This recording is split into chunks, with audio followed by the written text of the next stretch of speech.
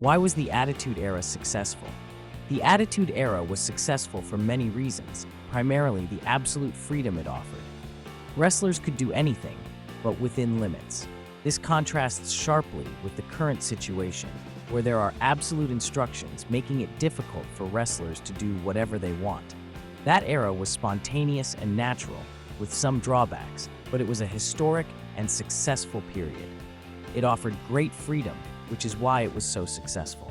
Few would disagree that this era was historic and successful, and anyone who says it wasn't doesn't truly understand wrestling.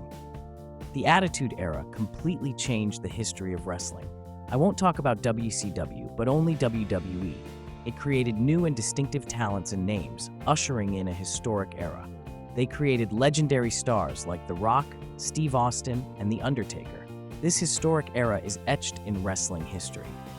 Now, the reason for the significant decline is the lack of freedom for wrestlers. I'm all for restricting wrestlers, but not in the limited way we see today. Wrestlers act like robots, with delayed responses, repetitive gameplay, and no strong promos. This was the case in the Attitude Era. It was open, you could say whatever you wanted, with legendary matches and storylines. The stories felt real, and the promos were authentic. Now, it's all repetitive and ridiculous, like the scared guy and brave guy scenarios that have been repeated a million times. We want something different. The Attitude Era presented different promos, each one different from the other. Now, every promo is repetitive and similar to the one before it. During the Attitude Era, we saw strange, different, and powerful stories. Now, this is no longer the case.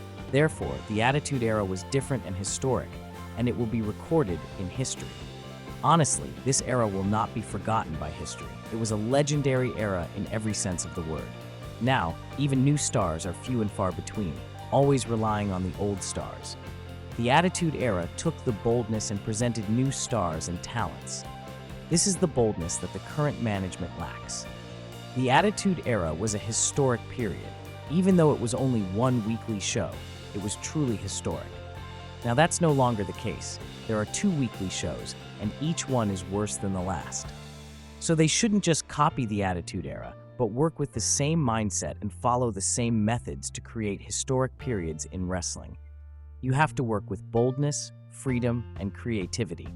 That's not what's happening now. They need to embrace creativity more than ever. Creativity is incredibly important. Management is only focused on money. They need to combine money with creativity because the audience will become more critical over time. So they have to combine the two. The Attitude Era was a historic period, and many believe it will never return with the same intensity. However, this depends on the management's mindset. Imagine if the company were sold to a different management team that prioritized both money and innovation. It would be phenomenal. This happened with WCW during its heyday.